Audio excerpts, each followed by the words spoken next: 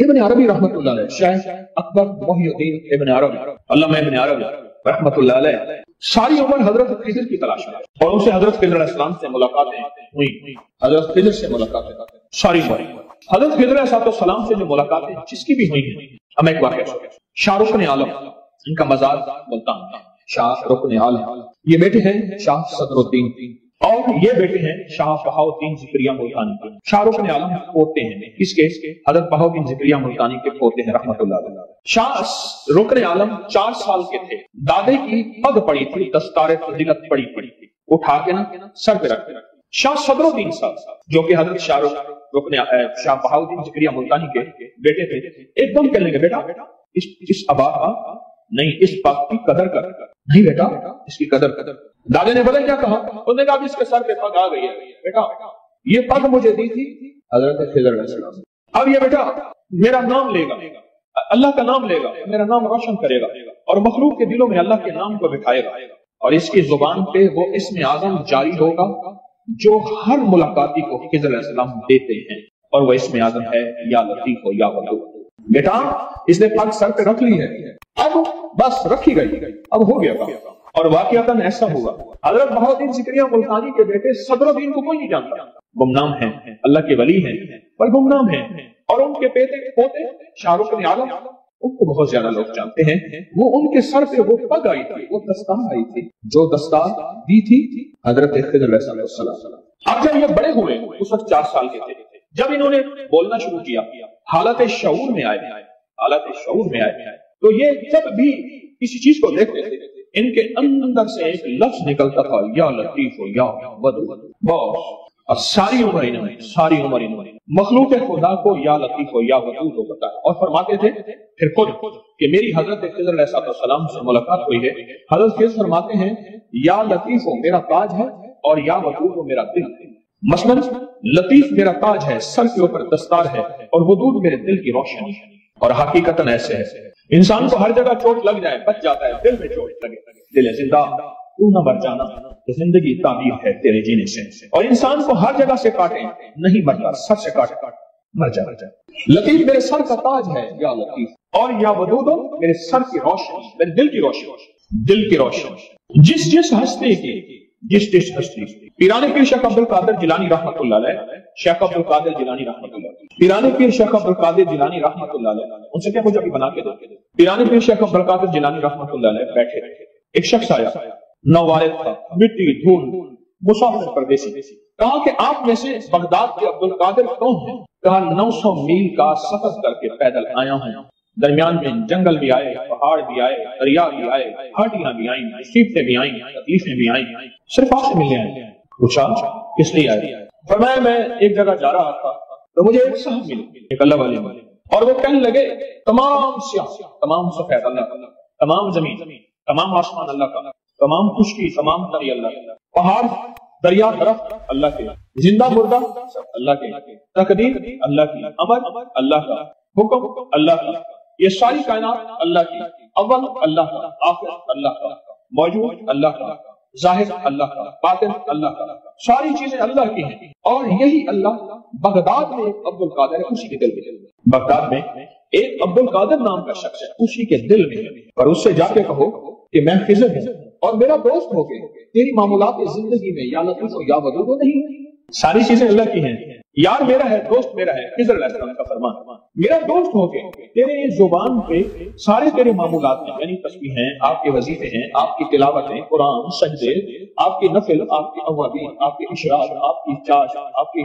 سنتیں، آپ کی سنت موقدہ، غیر موقدہ، آپ کے فرائض، سب کچھ ہیں، اور آپ کی زبان پہ یا لطیف ہو یا ودود نہیں۔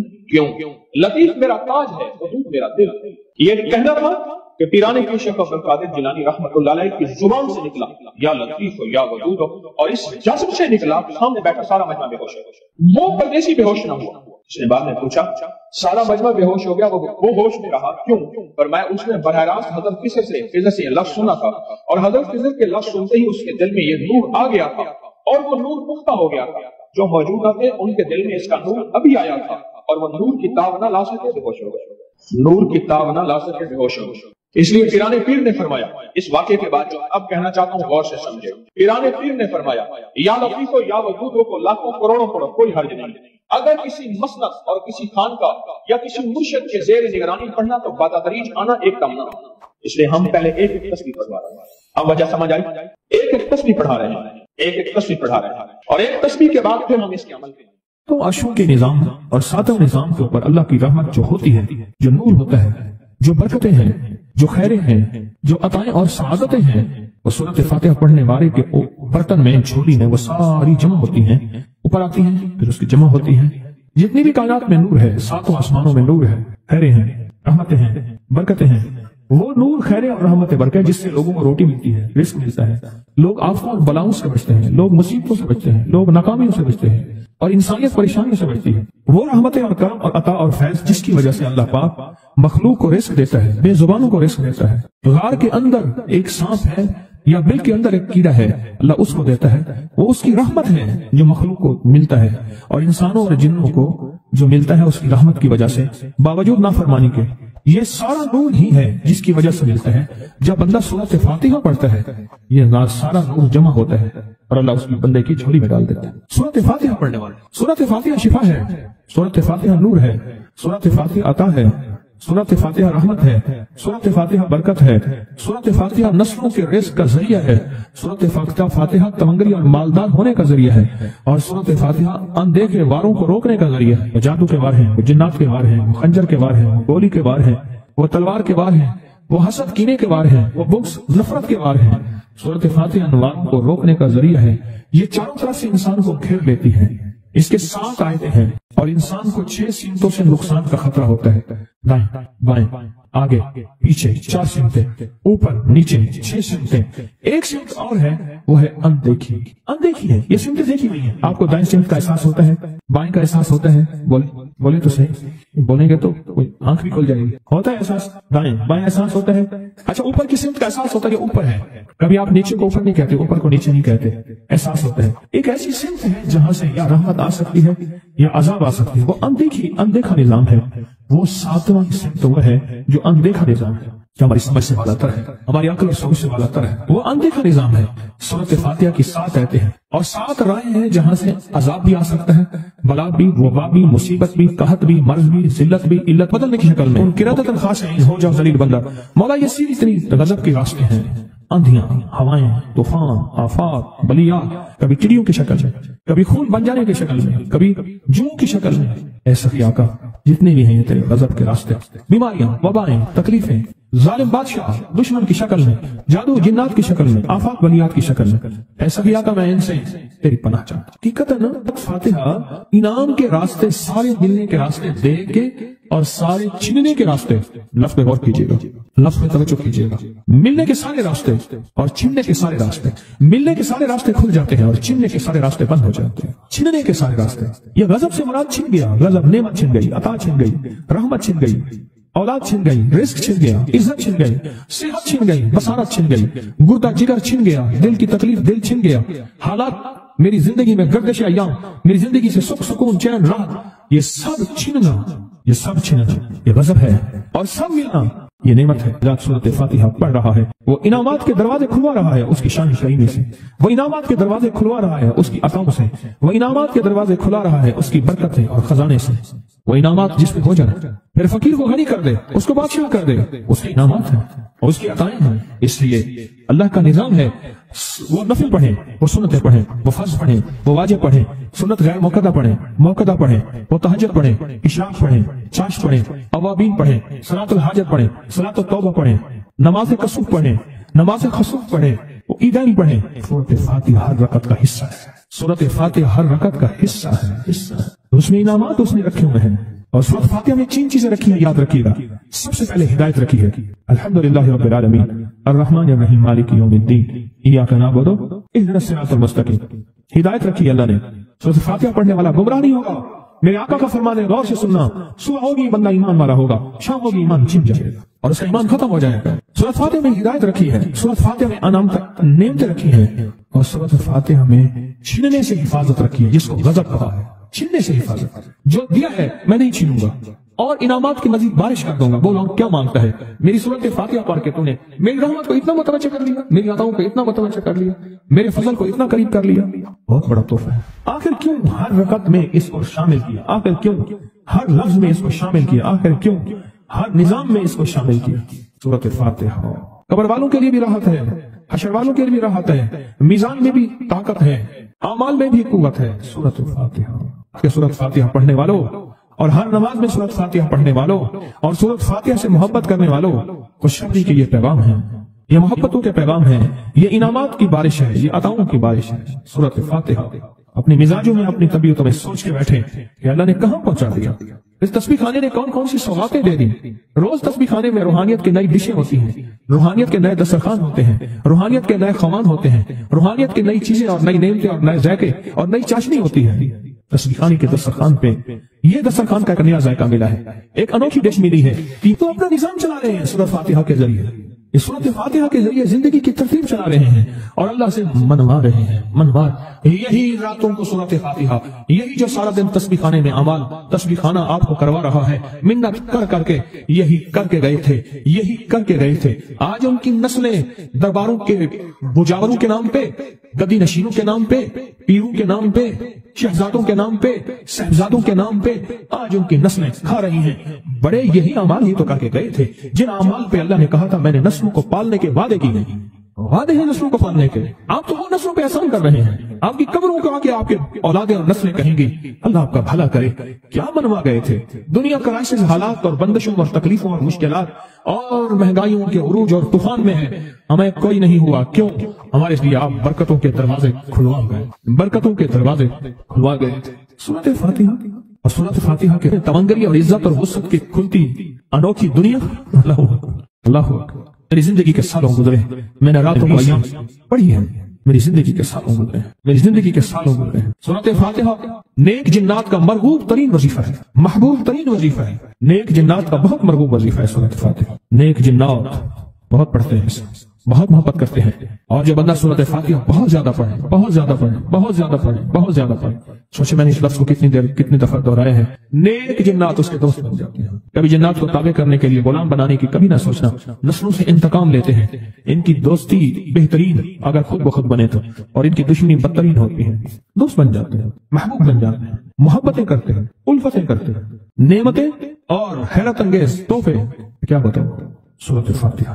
تو سورۃ فاتحہ پڑھنے والوں کو مبارک۔ آج کے بعد اپنی زندگی میں سورۃ فاتحہ نہیں چھوڑنی، بس بات میری ختم، بس بات ختم۔ آج اتنی بات کافی ہے آپ کے، میں نے جو سورۃ فاتحہ کے کمالات آپ کو بتائے ہیں نا، مختصر بتائے ہیں، اتنی بات اس کو ذہن نشین کرنا، اس کو دل کی گرہ میں باندھنا۔ آپ کو یہ نعمت ملی ہے سورۃ فاتحہ، اور پھر رات کو تنہائیوں میں سارا دنیا سارا عالم سویا ہوا ہے، نیک سو گیا یا نیکی کی طرف چلا گیا، اور گناہگار نے رات کی تنہائی میں گناہوں کی راہیں ڈھونڈی، اور آپ وہیں کبھی آسمان کو دیکھتے ہیں، کبھی زمین کو، کبھی اپنے آپ کو، اور کبھی اس کی عنایت اور عطا کو، کہتے ہیں مولا کون سی ایسی نیکی تھی تو نے ہمیں اس قابل بنایا، اور کون سا ایسا عمل تھا تیری رحمت اتنی متوجہ ہوئی کہ ہمیں اتنی بڑی نعمت کہ ہم سورۃ فاتحہ پڑھ رہے ہیں اور تو نے ہماری زبان کا انتخاب کیا۔ اللہ یجتبی الیہ من یشاء، یاد رکھنا یہ چنے جاتے ہیں، ہٹ جاؤ، ضرورت نہیں ہے ہمارا نام لینے کی۔ کتنے بے شمار لوگ ہیں، دیکھا ان کو ناراض ہو کے، خبردار میرے سامنے نہ آنا، کبھی میرا نام نہ لینا۔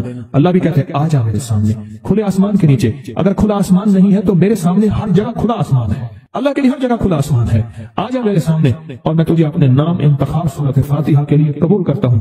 یہ وہ میری 7 آیتیں ہیں جس کی ہر نماز کی ہر رکعت کے لیے میں نے لازم قرار دیا ہے۔ میں تجھے تیری زبان کو بھی قبول کرتا ہوں، تیری حاضری کو بھی قبول کرتا ہوں، تیرے سامنے آنے کو بھی قبول کرتا ہوں۔ آپ تو پڑھ اور میں خوش ہو جاؤں، اس کا انتخاب ہے اللہ یجتبی الیہ من یشاء۔ ہم جس کو چاہتے ہیں قبول بھی کرتے ہیں، انتخاب بھی کرتے ہیں، اور کہتے ہیں آج ہمارے قریب آ جا۔ اس کریم کا انتخاب، اس کی عطائیں ہیں، اس کا کرم ہے۔ کتنے خوش قسمت ہے آپ کو سورۃ فاتحہ مل گئی، اور آپ سورۃ فاتحہ کے لیے کریم نے قبول کر لیا۔ بولے کیا کر لیا، کیا کر لیا، کیا کر لیا؟ ہاں آتے نہیں ہیں، بلائے جاتے ہیں، انتخاب ہوتا ہے، اس سے چھین لو، اس کو دے دو۔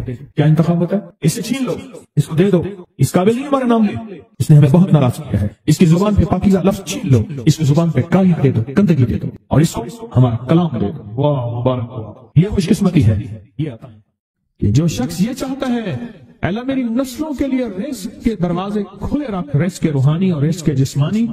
اللہ میری نسلوں کے لیے دنیا کی مہنگائیاں، حالات، کرائسس، ناکامیاں، اور پتہ نہیں آگے مہنگائیوں کی صورتحال کیا ہوگی، لیکن اللہ مجھ سے اور میری نسلوں سے رزق نہ چھین۔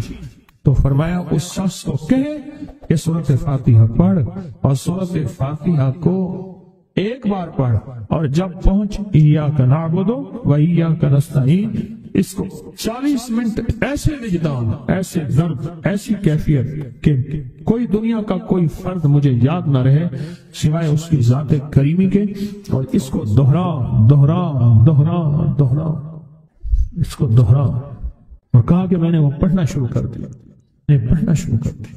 شیخ حامد کوفی کہتے ہیں کہ کوفہ میں ہمارے ہاں ایک رئیس تھا، اور لوگ اس کے در سے کھاتے تھے، اور لوگ اس کے در سے بہت لیتے تھے، اور بہت سخاوت چلتی تھی۔ اور سنا تھا کہ اس کے والد بھی ایسے رئیس تھے، اور سنا تھا اس کے دادا بھی ایسے رئیس تھے، اور یہ بات سنی تھی کہ اس کے دادا نے کوئی عمل کیا تھا، اور ایسا نہیں، دادا کے بڑوں نے کوئی ایسا عمل کیا تھا جس میں اللہ سے نسلوں کے لیے رزق اور رزق کے خزانے منوائے تھے۔ کتنے لوگ ایسے ہیں، مال دولت چیزیں، ایسے حالات اور گردش میں آئے کہ ناموری سے گمنامی میں چلے گئے۔ مجھے یاد ہے کہ میں ٹاؤن شپ میں ایک بندے سے ملا، یہ بات ہے آج سے کچھ 27-28 سال پہلے کم و بیش۔ ایسے چھوٹا سا کمرہ تھا، اور مختصر سی 2-3 کرسیاں، ایک ٹوٹی سی میز، اور کہا کہ میں لاہور میں میرا سکہ چلتا تھا، میرا نام یہ ہے، نام مناسب نہیں، رازداری زندگی کا پہلا حصہ ہے، اور میرا نام یہ ہے، اور میرا اپنا ذاتی جہاز تھا، اور یہ مال تھا، اور یہ چیز تھا، اور آج میرا حال یہ ہے کہ اگر میں دوائی لوں گا تو یہ بندہ پیسے دے گا جو ساتھ کھڑا تھا، میرے پاس دوا کے پیسے نہیں ہیں۔ مجھ سے ہمارے مخلص ہیں، وہ کہنے لگے کہ میرے والد جن کے پاس جاب کرتے تھے، ان کا بہت بڑا کاروبار تھا، انہوں نے اس دور میں 14,000 کی گاڑی لی تھی نئی، اور پھر 16,000 کی گاڑی لی، نئی گاڑی، کتنے کی؟ 16,000 کی گاڑی لی، 100 کا نوٹ بانٹتے تھے، صبح سے شام تک، شام سے صبح تک لوگ لین لگا کے لیتے تھے، اور جس دور میں 250 روپے کے 5 مرلے جگہ ملتی تھی، 250 فٹ جگہ ملتی تھی، نہ 125 فٹ، 125 جگہ ملتی، 5 مرلے 250 روپے کی، اور وہ بیچتے تھے۔ اور پھر ایک وقت ایسا آیا ہر چیز ختم ہو گئی۔ میرے پاس ایک ڈرائیور تھا، وہ کہنے لگا کہ میرے مالک ہیں جن کے پاس پہلے میں کام کرتا تھا، ان کے حالات آ گئے تو میں نے آپ کے پاس آپ کی ڈرائیوری کی، اگر رمضان میں کوئی بچا ہوا لنگر ہو وہ انہیں بلا لوں، آپ دے دیں گے؟ تو ہم رمضان میں مجمع آتا تو کوشش کی جاتی ہے کہ ان کو کھانا تازہ کھلایا جائے۔ تو میں نے کہا ٹھیک ہے، کہا کہ کچھ پیسے بھی ہو جائیں۔ میں کون ہے؟ کہا کہ فلاں لاہور کا، نہیں جانتے آپ؟ ہاں جانتا ہوں، اتنی بڑی سوسائٹی ہے، بڑی مالداروں کی۔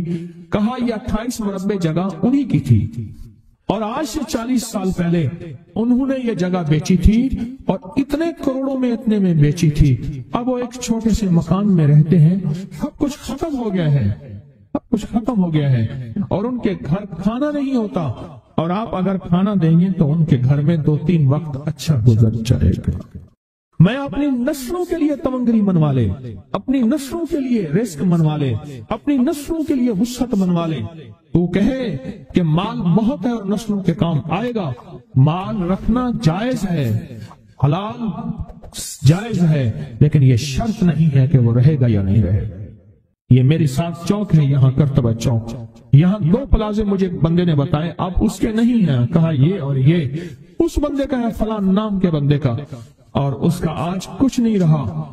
اب وہ جس کسائی سے گلبرگ میں ہے، یہاں لاہور میں، جس سے بہت منو گوشت آتا تھا اور بڑے بڑے رئیس دعوتیں پکتی تھی، چپ کر کے جاتا ہے اور وہ کچھ پیسے اس کی مٹھی میں ڈال دیتے ہیں اور وہ اس سے زندگی کا گزر بسر ہوتا ہے۔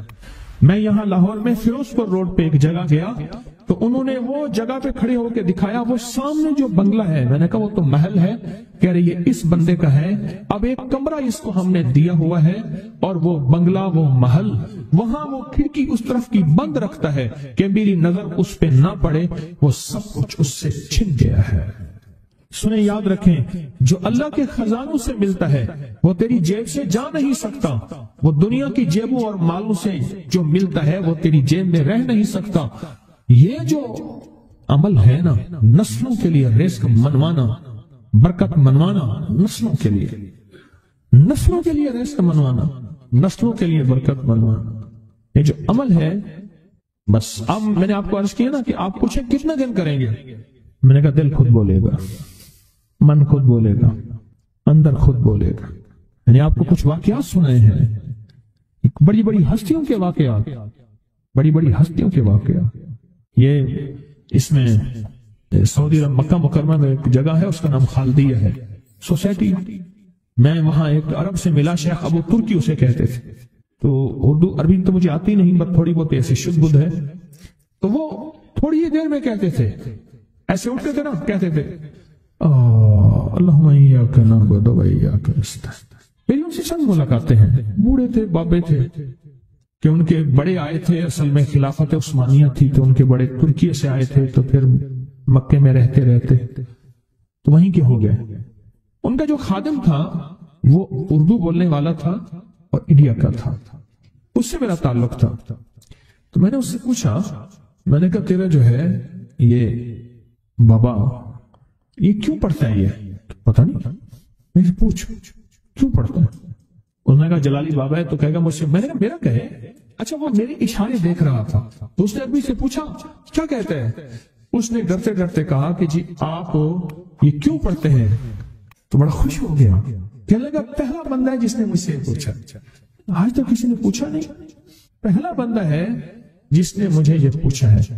کہا جب ہم چھوٹے تھے ہمارے پاس بہت غربت تھی اور تنگ دستی تھی، تو میرے والد ہمیں بٹھا لیتے تھے اور ہم سورۃ فاتحہ پڑھتے تھے، اور جب پہنچتے تھے نا ایاک نعبد و ایاک نستعین پر، تو پھر اس کو میرے والد کہتے تھے دہراؤ، بہت زیادہ پڑھو، بہت زیادہ پڑھو، بہت زیادہ پڑھو، بہت زیادہ پڑھو۔ کام پڑھتے تھے، بہت زیادہ پڑھتے تھے، اور کہا میرے والد پھر دعا کرتے تھے اور ہم آمین کہتے تھے، اور میرے والد کہتے تھے چلو مبارک ہو، ہمیں جو ہے اللہ پاک وہ فلاں چیزیں، وہ حلاوے، وہ چیزیں کھلائیں گے۔ کہہ رہے ابے کو دیکھتے تھے، ابا جی ہمارے پاس تو پیٹ بھر کے روٹی نہیں ہے، آپ کہتے ہیں اللہ وہ کھلائے گا، وہ کھلائے گا، اور ابا ایسے خوش ہو جاتا تھا۔ کیوں؟